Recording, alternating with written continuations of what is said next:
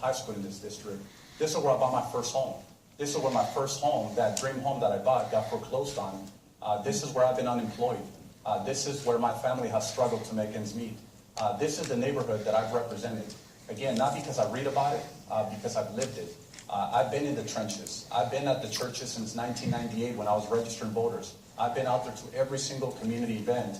Not just now that all of a sudden I'm a candidate, but I've been there since before, since I was an activist, since I was a state assemblyman. And lastly, I got elected to the state assembly and to the state senate out of North Los Angeles. 10 seconds. Thank you. Thank you for allowing me to push you a little bit on that.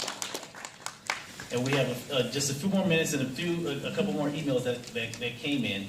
And as a matter of fact, one for each one of you, and I'll pull from here. The first one, and I'll read all three, and I'll give you 30 seconds to answer the question, if you will. The first one is directed to Mr. Oseguera. This one comes from, and I'll just use the initials TL. Will you disclose all of the clients you and your company have lobbied for or represented since you left the legislature in 2011?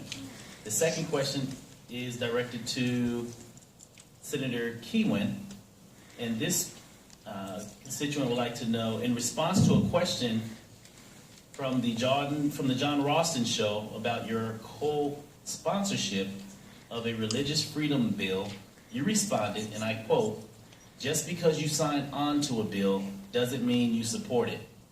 And they want to know, can you explain what you meant by that statement? And the last question comes in for Mrs. Lee. What is the biggest misconception about you? And what is one of your proudest moments? So I guess they gave you a softball. Yeah. So we'll start with Mr. Oseguera. What was the time frame? I'm sorry. 30 seconds. 30 seconds. So the question was, would I disclose any clients that I've advocated on behalf of at the legislature? The answer is yes. Federal law requires it, and absolutely I would. It's no secret, and I'm very proud of the people that I represent. Thank you. Mr. Hewitt. Sure. Thank you for the question. This bill was a bill by the Republicans who introduced it. Myself and Senator Ford and other Democrats in the Senate, along with the ACLU, were working with the Republicans to make sure that this bill had protections for civil rights, for gays, and for women.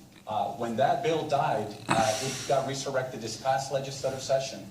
And when it came back without that protection, without that language, we fought tooth and nail to defeat it.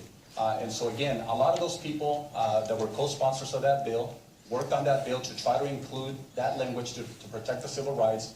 When they didn't include it, the bill died, and we fought tooth and nail this past legislative session to kill it. All right. And ladies and gentlemen, we have now... Go ahead, give him a round of applause.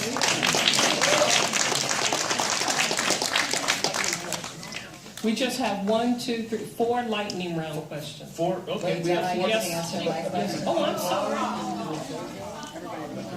I could have sworn I was facilitating this direction here.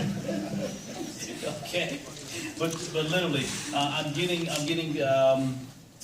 fanned in the back by the TV station that we have only a few more minutes. So I believe that we should utilize this time effectively by allowing the candidates to give their 2-minute wrap up. So at this point, we'll start once again how we started with ladies first.